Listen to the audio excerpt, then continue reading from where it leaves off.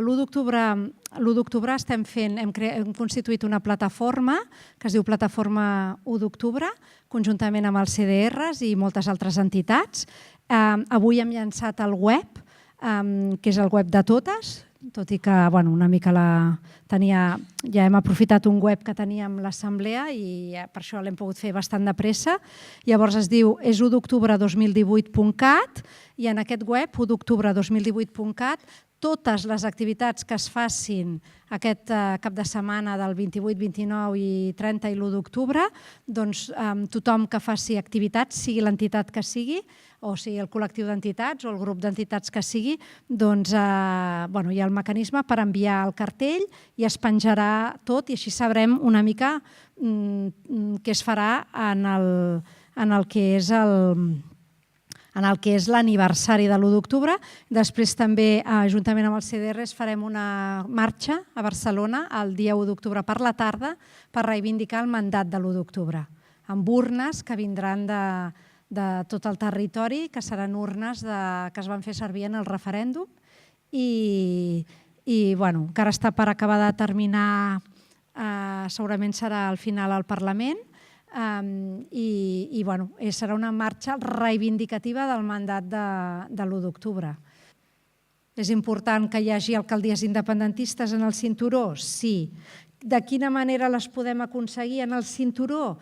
Això ja és una mica més matisable, perquè ens hem trobat que una cosa és Barcelona ciutat, que té una idiosincràsia determinada, i una altra és les ciutats de l'àrea metropolitana, i cada ciutat de l'àrea metropolitana també no té res a veure amb Molins de Rei, amb Rubí, ni amb Badalona. Llavors ens hem trobat que, per exemple, a Badalona, durant tot aquest temps vam tenir una alcaldessa independentista i no va ser amb una confluència, diguem-ne, de tots els partits sobiranistes, del centre-dreta a l'extrema esquerra, sinó que va aconseguir l'alcaldia amb una coalició que hi havia al Guanyem Badalona, una cosa una mica diferent, i allà va funcionar, fins que li han fet la moció de censura, no? Però durant tot el mes d'octubre vam tenir una alcaldessa independentista en una ciutat com Badalona.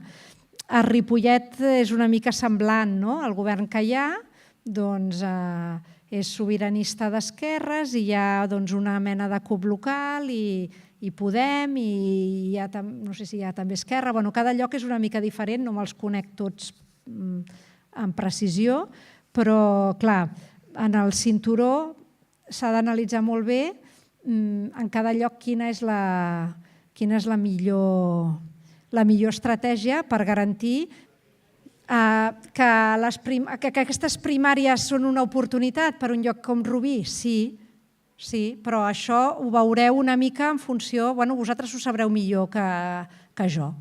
D'alguna manera el procés de les primàries també és això, és empoderar la gent i que sigui la gent que decideixi.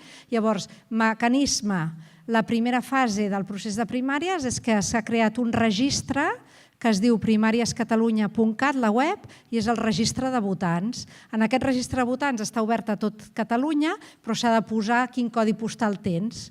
Doncs si s'apunta molta gent de Rubí, senyal que realment hi ha una necessitat i una demanda a Rubí perquè es facin unes primàries republicanes a Rubí. Si resulta que s'apunta poca gent a Rubí és que probablement no hi és aquesta demanda o aquesta necessitat, no? Per tant, la primera fase és el registre de votants, primariescatalunya.cat. És bastant fàcil fer el registre telemàtic. Ara amb la nova llei de protecció de dades no és tan fàcil com abans. Necessites rebre un correu electrònic de confirmació que t'has registrat i després haureu de fer la validació presencial a la territorial de l'Assemblea, però no és imprescindible que la feu ja, perquè si al final acabeu votant en un procés de primàries, la validació presencial de que s'identifiqui que la persona que es va registrar és la persona que està efectivament votant també es pot fer el mateix dia de la votació de primàries. Per tant, el més important ara és, d'alguna manera, veure quina és la demanda real a cada municipi de primàries republicanes. La internacionalització del procés, sí, o sigui, hem aconseguit coses, però atenció, perquè el PSOE no és el PP, i el ministre Borrell doncs, és bastant conscient, ara està a Nova York, tenen una manera d'explicar les coses que no genera tants anticossos i que ens pot fer mal. Per tant, ho hem de contrarrestar i és importantíssim. En aquest sentit sí que serà importantíssim el judici i preparar-nos bé pel judici.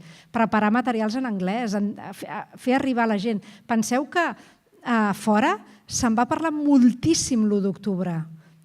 Després hem tingut puntes d'interès mediàtic amb l'empresonament del Puigdemont a Alemanya, hem tingut algunes puntes d'interès, però de manera generalitzada tornar a parlar del que estava passant a Catalunya no ha passat. I si no aconseguim que passi amb el procés judicial, doncs, bueno, això serà una cosa que quedarà una mica enterrada i que no tindrem realment incidència en l'opinió pública i a través de l'opinió pública de fora en els governs de fora. Per tant, aquí hem de fer un esforç molt gran abans de l'inici dels judicis per preparar un màxim impacte mediàtic. Des de l'Assemblea, una de les coses que hem pensat fer és que el dia d'inici dels judicis es facin concentracions de les assemblees exteriors que tenim a moltes ciutats del món, davant dels parlaments o davant de l'ambaixada espanyola, depenent de la ciutat, i que aquesta concentració inicial tinguin díptics per repartir on s'expliqui de manera molt senzilla i molt clara. Se'ls està acusant de rebel·lió, això són 30 anys, per una violència que no hi va ser, l'única cosa que van fer va ser organitzar un referèndum, temes d'explicar coses que s'han vulnerat drets en aquest judici de manera al màxim d'entenedora possible i intentar agrupar tota aquella gent i aquells col·lectius i aquells diputats que ja estan seguint el cas de Catalunya. Per exemple, a Westminster hi ha un grup intergrups del Parlament de Westminster de diferents partits polítics que segueixen Catalunya, que aquesta setmana van estar aquí, es van reunir amb nosaltres, van anar a visitar els presos. Doncs amb aquesta gent en vam parlar i aquesta gent també es concentraran davant del Parlament de Westminster el dia que comencin els judicis. I ells han de mirar de tenir impacte a la premsa d'allà també. La Crida no deixa de ser una cosa que té més relació amb un espai polític determinat, que és que el PDeCAT es va integrar en una candidatura molt més àmplia que es deia Junts per Catalunya, que està formada per molts independents, el propi president Torra no és militant del PDeCAT i aquest espai, d'alguna manera, s'han d'organitzar i ja veurem què fan i com ho fan, però des del punt de vista de l'Assemblea hem de tractar tots els espais polítics independentistes una mica per igual. No podem alinear-nos amb un partit polític o espai polític o plataforma política determinada. El que sí que podem és en determinades eleccions, en determinades circumstàncies, i si els nostres socis així ho decideixen, doncs defensar que en determinada elecció, en una elecció en concret, es pugui anar junts als diferents espais i partits polítics perquè considerem que en un moment determinat és més important fer més força o es pot fer més força des d'una candidatura unitària.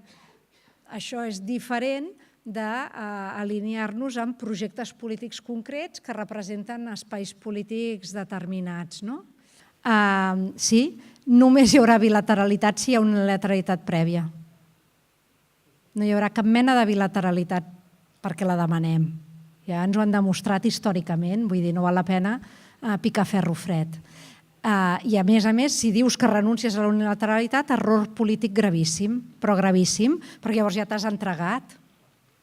A veure, jo crec que amb la Unió Europea l'únic que valdrà seran els fets consumats. Davant d'un escenari de fets consumats, llavors es pot adaptar per minimitzar les conseqüències econòmiques de la independència de Catalunya pel conjunt de la Unió Europea, per l'estat espanyol, pel deute, etc. Però no crec que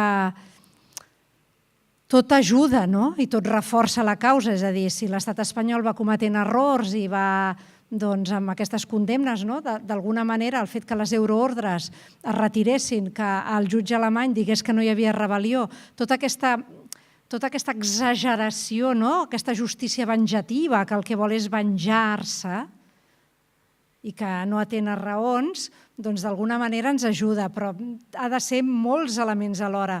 Ens ajuda, però si nosaltres no fem res, la Unió Europea seguirà, no tindrà el problema i ja està. Vull dir, només reaccionarà amb fets consumats, amb una unilateralitat i amb el que hagués pogut passar a l'octubre si haguéssim tirat endavant el 10 d'octubre, que haguéssim creat un caos. No sé si ens n'haguéssim sortit, però aquell dia segur que l'IBEX 35 hagués caigut i la prima de risc hagués augmentat i haguéssim generat un caos que, evidentment, hagués tingut costos. Aquí sí que hi haguessin hagut costos a curt termini per l'economia, però haguéssim pogut generar una solució. Com que no ho vam fer, no ho sabem, però només en un escenari d'aquest tipus crec que la Unió Europea actuarà, no a priori. Llavors, amb el tema de les empreses, sí, s'ha d'analitzar una mica més i triar una mica el gra de la palla de tot el que va passar a l'octubre. No m'he pogut mirar encara a fons el treball que han presentat al Departament d'Empresa aquesta setmana, però jo crec que hi ha bastanta informació i van haver bastants elements. És evident que les empreses que depenen del mercat espanyol són les que es veien afectades per la campanya de boicot i també van canviar la seu per sortir de les llistes de boicot. Com més internacionalitzada està l'economia catalana, menys depens del mercat espanyol, millor. Estem més preparats ara que l'any 95, però encara no ho estem al 100%. O sigui, hi ha tota una sèrie de coses que afecten i que ens fan més immunes, però immunes del tot no ho som. De fet, amb una independència en què l'Estat no vol negociar, el que fa és que hi hagi uns costos en la transició, costos econòmics de la transició, que hem d'estar disposats també a assumir-los. Hem d'estar disposats a assumir uns costos inicials per tenir uns guanys futurs. I d'això n'hem de ser una mica conscients. En el conflicte també pugen els partidaris del sí. Abans aquí hi ha hagut una noia, que em sembla que ja ha marxat, que ha dit que ella era nova republicana i que ella s'ha fet d'això, que no li interessava la política abans, quan ha vist el que ha passat a l'1 d'octubre. Doncs a l'1 d'octubre vam sumar gent. Quan es va visualitzar la naturalesa del conflicte també vam sumar. Potser també vam perdre alguns vots espantats el 21 de desembre de gent catalanista tradicional, perquè vam pujar més vots al cinturó. És a dir, quan vèiem les dades de participació pensàvem que perdíem. Hi ha el Jordi Muñoz, que és professor de Ciència Política a la universitat, que tenim un xat d'Universitats per la República a la Facultat d'Economia, i a mitja tarda va començar a fer uns càlculs, ens els va enviar i va dir, ui, ho veig molt negre, està pujant molt més la participació allà on el vot independentista és més baix. I jo vaig sortir de casa a les 9 pensant que havíem perdut les eleccions i resulta que les vam guanyar.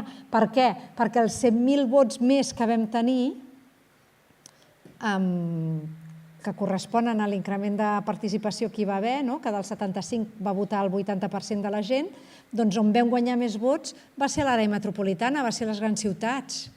I en canvi, on ens vam quedar igual i no vam augmentar gaires vots en relació al 2015, on vam perdre alguns, va ser a l'interior.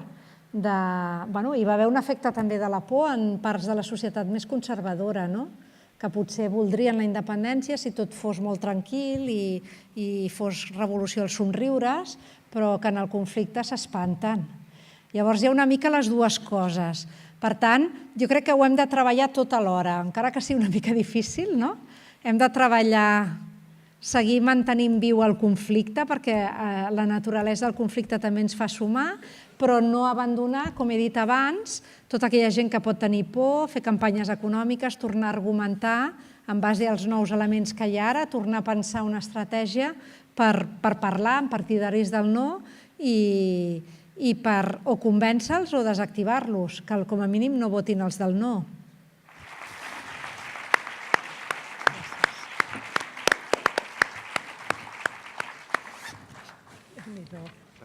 Una sala.